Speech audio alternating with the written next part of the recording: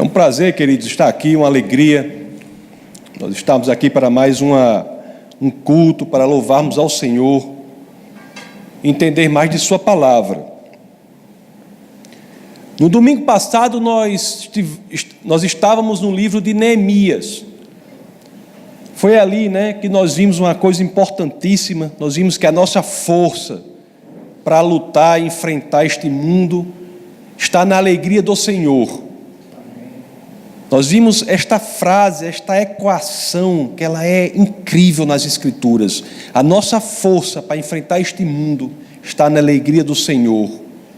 E nós podemos alcançar isso pela obediência à palavra de Deus. Que mensagem! Que mensagem nós vimos naquele momento. Nós falamos ali da geração de Deus, não é?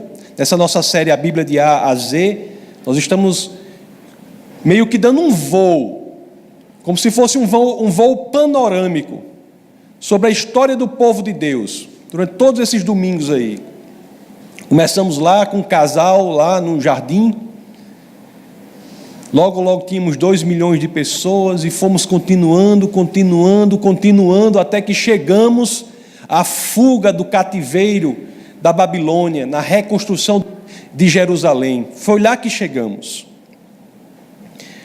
O interessante é que após essa época, nenhum fato mais relevante acontece na história de Deus até o nascimento de Jesus, que se dá 400 anos depois dessa reconstrução de Jerusalém, feita pelo comando lá de vários líderes, cada um com seu talento. É como é feito na igreja, as pessoas com seus talentos se envolvem no projeto para fazer a palavra de Deus ir adiante. Então nós vimos que ali, após a construção de Jerusalém, 400 anos depois, não há nada relevante, único que acontece na história do povo de Deus. Ele vai se organizando, vai passando por 4 séculos até o ápice do nascimento do nosso Senhor e Salvador Jesus Cristo. E é esse ápice que é narrado lá nas biografias de Jesus, que estão registradas no início do Novo Testamento, Mateus, Marcos, Lucas e João. Então o que nós vamos fazer aqui é o seguinte: nós estávamos dando aquele voo panorâmico, vendo a história do povo de Deus, desde lá do início. Aí aqui chegamos 400 anos antes do nascimento de Cristo, e até lá nada relevante acontece. Então, em vez de irmos já para o nascimento de Cristo, nós vamos voltar no avião para o início e vamos dar voos rasantes em vários momentos dessa história, com a nova perspectiva agora, não mais de entender a história do povo de Deus e o que ela ensina para nós, mas entender como fatos isolados nessa história podem nos ensinar sobre muitas coisas. É por isso que depois do livro de Neemias, nós não temos mais uma narrativa progressiva, histórica. Nós temos uma volta a vários pontos históricos, meio que olhando com uma lupa, hipertrofiando a história para entender o que ela nos ensina. Então esses livros que estão depois de Neemias, até o final do Antigo Testamento, podem ser meio que divididos em 2 grupos, os livros de sabedoria e livros dos profetas. Então os livros de sabedoria, exemplo de Jó, Salmos, Cânticos, e os livros dos profetas, nós temos Isaías, Jeremias e vários outros. Então nós vamos analisar como cada um, ou os mais importantes desses livros, nos ensinam fatos importantes. Nós vamos entrar hoje num dos livros da sabedoria. Num dos livros da sabedoria, que tem o objetivo de nos dar ferramentas para que possamos utilizá-las nos desafios da vida. O livro da sabedoria nos dá ferramentas para nós as usarmos nos desafios da vida. E este livro sobre o qual nós falaremos hoje é o livro de Jó. Um aspecto, pelo menos, do livro de Jó. Vamos ver como, a partir do ensinamento do livro de Jó, nós temos a indicação bíblica de como superar aqueles momentos mais difíceis pelo que às vezes passamos. Todos nós, indistintamente, nos encontramos em um lugar, passamos por dificuldades. Todos nós. E algumas são tão incríveis, que chegamos até a pensar que não podemos nem suportar. O que a Bíblia diz sobre isso? O que a Bíblia diz sobre estes momentos? Como nós podemos passar por isso? Vamos ver qual é o ensinamento do livro de Jó sobre isso. Eu não vou falar aqui da teologia do livro de Jó, demonstrando que ele é um livro que fala do amor de Deus e da fidelidade de Deus. Embora muitos, pelo entendimento errado, pensem que é o contrário. Eu publiquei esse livrinho aqui, esse livreto, chamado Jó, traído por Deus, entregue ao diabo. É um livro de poucas páginas, né? É um livro bolso, pocketbook, de 70 páginas, eu acho. 60 e poucas páginas, em que isso é descrito. Mas eu não vou falar sobre isso. Hoje eu vou falar da perspectiva de Jó.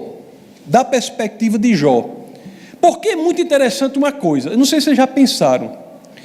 Quando Deus quer, de forma mais específica, nos ensinar sobre o sofrimento, Ele não faz um livro de filosofia, Ele não faz um livro de teoria, Ele não faz isso. O que Ele faz? O que Ele diz? Ele nos dá uma experiência real de um ser humano que passa por isso, um homem concreto. E Jó passou realmente por muitos problemas, em todas as áreas. Jó perdeu os seus filhos, perdeu todo o patrimônio que tinha, era um homem riquíssimo, um dos homens mais ricos de sua época, perdeu tudo o que tinha, perdeu todos os seus filhos morreram, perdeu a saúde, a sua mulher perdeu a fé, perdeu tudo. Tanto assim a mulher dele tanto perdeu a fé, que chegou até a sugerir ele uma coisa. Se você puder abrir no livro de Jó, capítulo 2, no verso 9, olhe só o que a mulher dele diz a Jó. Jó, capítulo 2, verso 9. Então sua mulher lhe disse: ainda conservas a tua integridade? Amaldiçoa a Deus e morre. Já pensou? Um exemplo de um homem passando por tudo de ruim, perde tudo que tem, perde todos os filhos, 7 filhos e 3 filhas, eles morrem, a saúde está horrível e a mulher perde a fé, chega a dizer isso para ele. Aí nós temos uma coisa aqui, que talvez seja um dos momentos mais belos do Antigo Testamento. É o verso que representa a resposta emocional de Jó a esta situação que ele está passando, que desembocaria nessa atitude da mulher dele. Essa resposta emocional pode ser lida no livro de Jó, no primeiro capítulo, verso 20.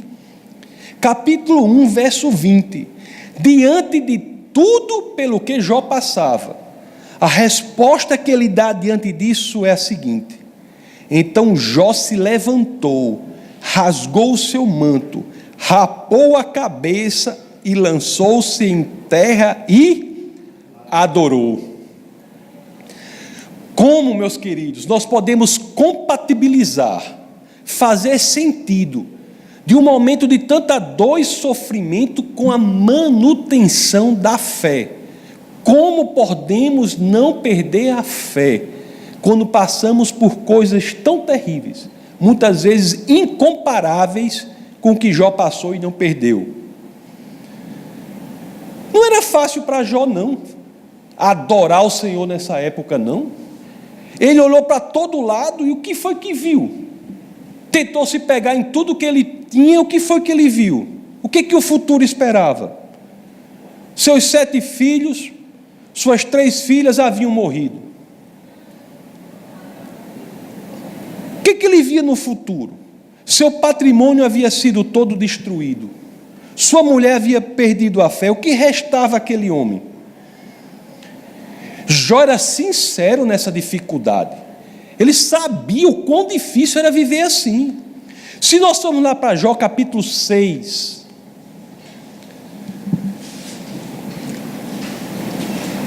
versos 11 a 12, nós vamos ver a expressão desse sentimento de Jó perante o Senhor. Ele diz, capítulo 6, versos 11 e 12: que esperança posso ter se já não tenho forças? Como posso ter paciência se não tenho futuro? Acaso tenho a força da pedra? Acaso a minha carne é de bronze? Jó procurou pelos seus 3 amigos. Antes, quando ele tinha tudo, ele tinha vários amigos, né? Aí ele procurou por seus amigos, ele conseguiu encontrar menos do que os dedos de uma só mão dele contavam. 3 amigos. Quando foi falar com os amigos, o que é que os amigos chegavam para ele? Desenvolviam uma teologia do terror. Chegavam a dizer que aquilo ali era o quê? Consequência dos pecados dele. Em vez dos amigos ajudarem e suportarem Jó, a voz dos seus amigos eram como furadas de condenação. Quando nós vemos aqui, Jó já não aguentava mais isso. Perdeu tudo, olhava, não via nada, encontrou 3 amigos e os amigos, em sua maioria, olhavam para ele e o condenavam. Jó não aguentava. É isso que nós vemos em Jó capítulo 19, verso 2. Ele olha para esses amigos e diz: até quando vocês continuarão a atormentar-me e a esmagar-me com palavras? Vocês já me repreenderam 10 vezes, não se envergonham de agredir-me. Até sua mulher, que outrora havia se afastado, havia perdido a fé, agora se afastava dele, assim como todos os demais estavam se afastando dele. Jó 19:17: minha mulher acha repugnante o meu hálito, meus próprios irmãos têm nojo de mim, até os meninos zombam de mim e dão risada quando apareço. Todos os meus amigos chegados me detestam, aqueles a quem amo voltaram-se contra mim. Jó 19:20 fala da saúde. Olhe só como ele descreve aqui a própria situação física dele. O verso 20 diz: não passo de pele e ossos, escapei só com a pele dos meus dentes. No entanto, eu talvez não consiga, com esforço maior da criatividade que eu tenho, descrever uma situação pior que alguém possa estar do que esta descrita por Jó. Eu não consigo. E Jó passou por tudo isso. Como? Qual é a chave, a equação para nós passarmos pelos momentos difíceis da vida sem sermos totalmente esmagados? Qual é a chave daquilo que pode ser chamado de verdadeira prosperidade? Qual é a chave? A chave que Jó traz, e iremos aprender sobre ela, basicamente é a seguinte: quando nós estivermos em uma situação em que só há trevas, nós temos que trazer à mente aquilo que aprendemos na luz. Quando falta luz na nossa casa, o que a gente faz? Faltou luz, você automaticamente traz à sua mente o que você aprendeu quando tinha luz, para que você possa se locomover com segurança. Nos caminhos tortuosos, nos caminhos perigosos, meus queridos, e os caminhos dos grandes sofrimentos são tortuosos e perigosos, nós temos, acima de tudo neste momento, de nos segurar naquilo que sabemos, porque sabemos que é verdade. Quando alguém está, vamos dizer, numa areia movediça, ele busca pelo que é sólido. É isso que temos que fazer, e aqui nós temos este momento único, este momento belíssimo, um momento ímpar, um momento inigualável. Quando tudo apontava para a desgraça de Jó, quando tudo apontava para o desespero de Jó, ele buscou a verdade que o manteria vivo. A passagem que eu vou ler com vocês aqui representa o centro do cristianismo, o resumo da teologia cristã, que se encontra em vários momentos das Escrituras. Mas em Jó já está, e é impressionante porque não sei se alguns não sabem disso, mas Jó é o livro mais antigo da Bíblia. O livro mais antigo de todos os 66 das Escrituras é o livro de Jó. Vamos ver se a teologia cristã, na sua roupagem mais adequada, não está presente aqui. Vamos ler lá Jó, capítulo 19, verso 25.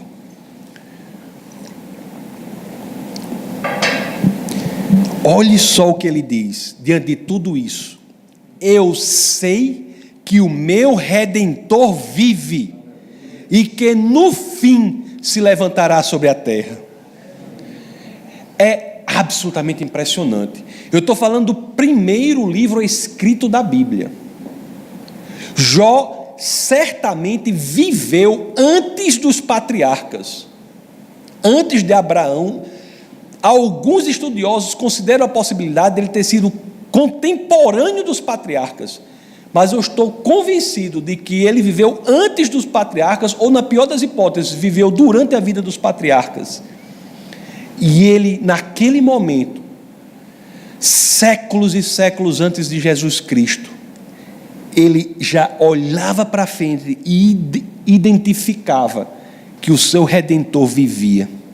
Jó cria não apenas num Redentor, num resgatador, mas cria num resgatador vivo. Meu Redentor vive. Ou, na linguagem de hoje, o que é que Jó está dizendo? Eu creio no Cristo vivo. Eu creio no Cristo ressuscitado. Isso é uma confissão genuína de fé, meus queridos. Independentemente de como as circunstâncias estejam, independentemente do que estejamos passando agora, independentemente do sofrimento, das águas cheias de correntezas, dos caminhos tortuosos, nós temos que fazer como Jó e dizer: o meu Redentor vive. Pelo menos 20 séculos antes de Cristo, já havia alguém que buscava por ele. E mais do que isso, Jó sabia que todo o ouro e toda a prata que ele tinha, nada representava para o que o Redentor iria fazer por ele.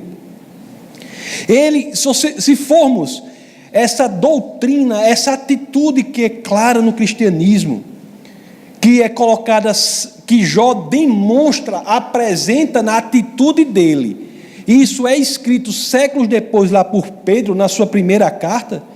Se você quiser abrir na primeira de Pedro, capítulo 1, ler dos versos 18 ao 20, olhe só o que as Escrituras dizem: pois vocês sabem que não foi por meio das coisas perecíveis como prata ou ouro que vocês foram redimidos da sua maneira vazia de viver, transmitida por seus antepassados, mas pelo precioso sangue de Cristo, como de um cordeiro sem mancha e sem defeito, conhecido antes da criação do mundo, revelado nesses últimos tempos em favor de vocês. A cruz vazia, como esta daqui, que representa não apenas a morte de Cristo, mas por estar vazia, representa também a sua ressurreição. É o epicentro, é a tradução perfeita, é o ápice, o cumo, o ponto mais alto da história da redenção da humanidade. E o caminho para que cheguemos a ela está ou na crença no nosso Redentor, na vida, morte e ressurreição de Cristo que aconteceu no passado, ou na crença na morte e ressurreição do Redentor que viria no futuro, como é o caso de Jó. Da mesma forma que hoje temos que crer que isso aconteceu no passado e sermos salvos por isso, Jó cria que aconteceria no futuro. A promessa da salvação é antiga, é muito antiga, é tão antiga que foi feita no dia que o homem caiu. Lá em Gênesis capítulo 3, que narra a queda, verso 15, está a promessa da redenção, a promessa do Redentor está ali, não é no Novo Testamento não, já está ali. O que é que dizem as Escrituras? 3,15, Gênesis: porém inimizade entre você e a mulher, entre a sua descendência e o descendente dela, este lhe ferirá a cabeça e você lhe ferirá o calcanhar. Deus já estabelece o seu plano a ser revelado gradativamente no dia da queda. E já começa a agir como Ele age na nossa vida até hoje. No dia da queda do homem, Deus já começou a agir, já tinha um plano e já começou a agir. Esse entendimento que muitos têm é absolutamente errado. Muita gente acha assim: não, Deus mandou a lei, aí o homem não pode cumprir a lei, aí Deus fez: eita, tenho que mandar Jesus. Isso não é um entendimento bíblico. Quem quiser saber mais sobre esse aspecto, procure no defesadafé.org o vídeo da pregação sobre a lei. Deus já tinha um plano no dia da queda e já agia. Lá em Gênesis capítulo 3, 21, o Senhor Deus fez roupas de pele e com elas vestiu Adão e sua mulher. Isso é o quê? A ação de Deus no dia em que o homem cai. É por isso que eu sempre digo, quando eu falo isso, o que é que eu digo?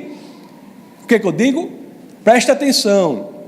Se você acha que Deus primeiro veio à terra para trabalhar como carpinteiro, você não está se lembrando que no dia da queda Ele já tinha vindo aqui para trabalhar como alfaiate.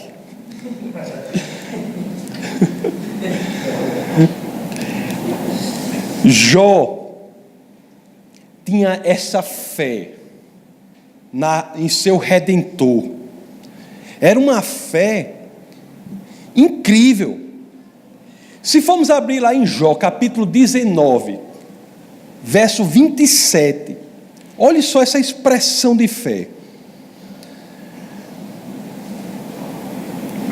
Eu o verei com os meus próprios olhos, eu mesmo e não outro, como anseia no meu peito o coração. Meu Deus, meu Deus.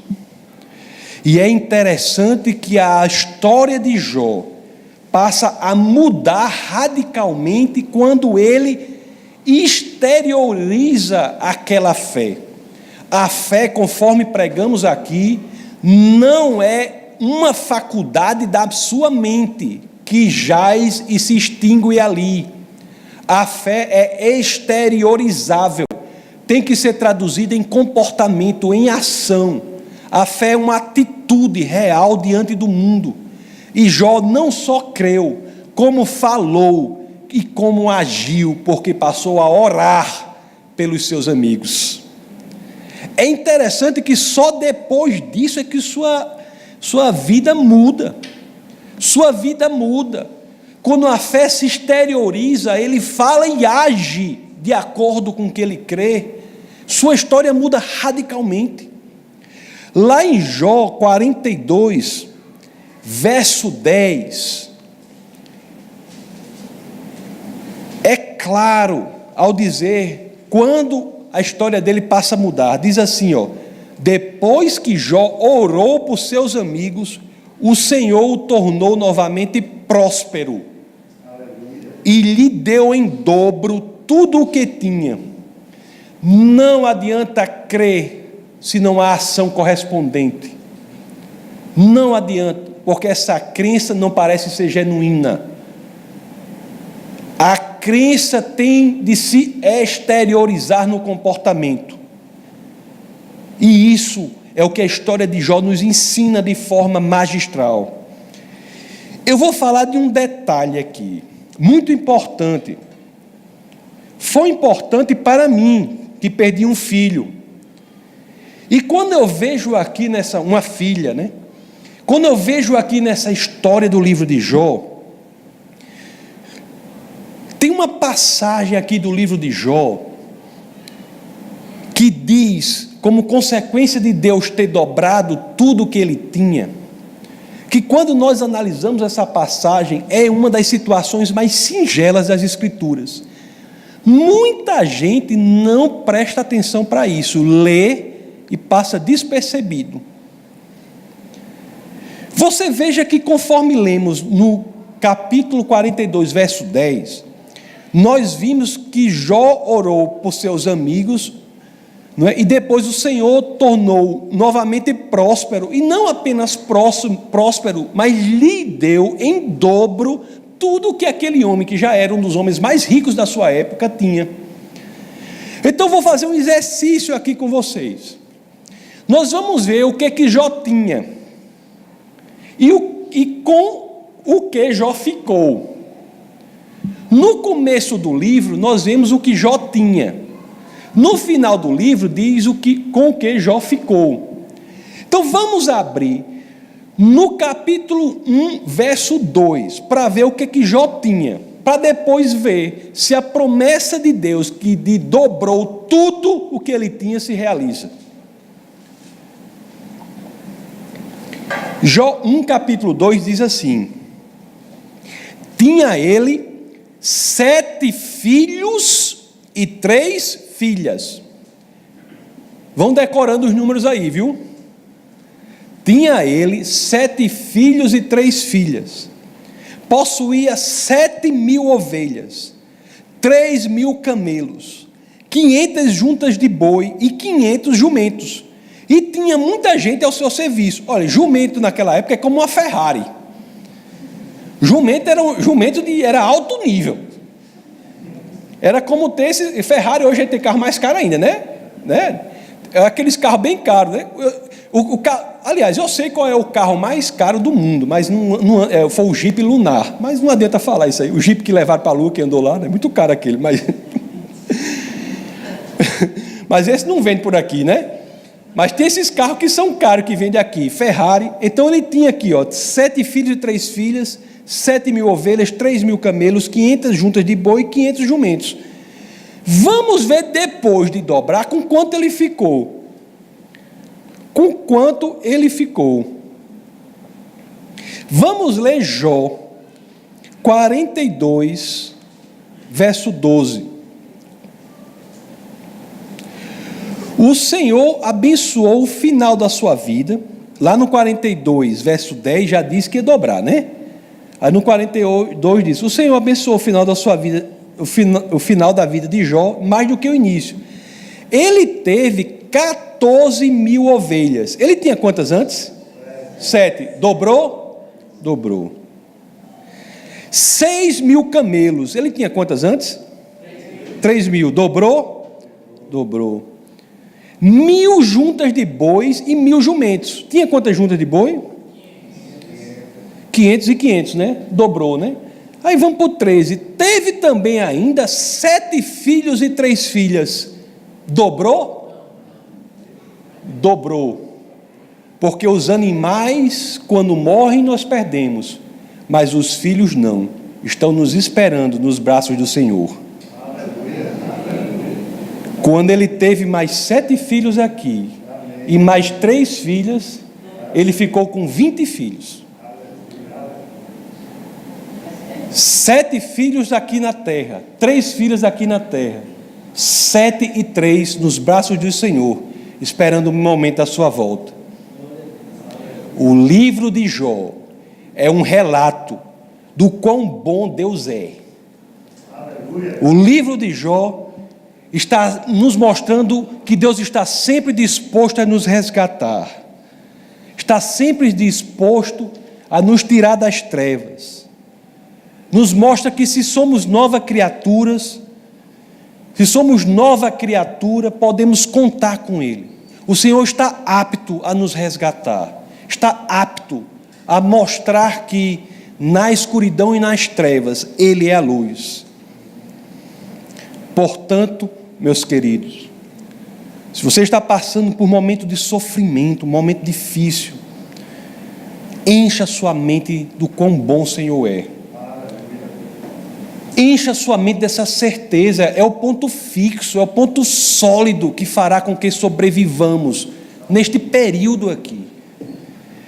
Abra lá na 1 de João, capítulo 1, verso 5. Capítulo 1, verso 5. Se estamos nas trevas, nós não podemos deixar de tirar da nossa mente a seguinte mensagem. 1 de João, capítulo 1, verso 5. Esta é a mensagem de que dele ouvimos e transmitimos a vocês. Se estamos nas trevas, o que é que nós devemos ter em mente? Deus é luz, nele não há trevas alguma. Se você está nessa situação hoje, é o momento de você considerar a possibilidade de mudar a sua história, como Jó mudou a dele. E Jesus é a resposta. Vamos orar. Senhor, muito obrigado, Pai, por nos ensinar como sair dos momentos mais difíceis por que passamos. Muito obrigado, Pai, por nos mostrar que se olhamos para um lado, só vemos escuridão, se olhamos para o outro, só vemos escuridão. Nós sabemos que Deus apresenta a saída, e essa saída é Jesus Cristo. Ele é o lugar fixo na correnteza, é o lugar fixo na areia movediça. Ele é a luz nas trevas. E para que possamos verdadeiramente passar pelas situações que se nos apresentam aqui na terra, só há um caminho. Entendendo que, embora não saibamos o que fazer, Jesus Cristo sabe. E quando damos o senhorio da nossa vida a Ele, estamos em um lugar seguro. No nome poderoso do nosso Senhor e Salvador Jesus Cristo, é que todos nós dizemos amém. Essa foi uma produção do Ministério Internacional Defesa da Fé, um ministério comprometido em amar as pessoas, abraçar a verdade e glorificar a Deus. Para saber mais sobre o que fazemos, acesse defesadafé.org.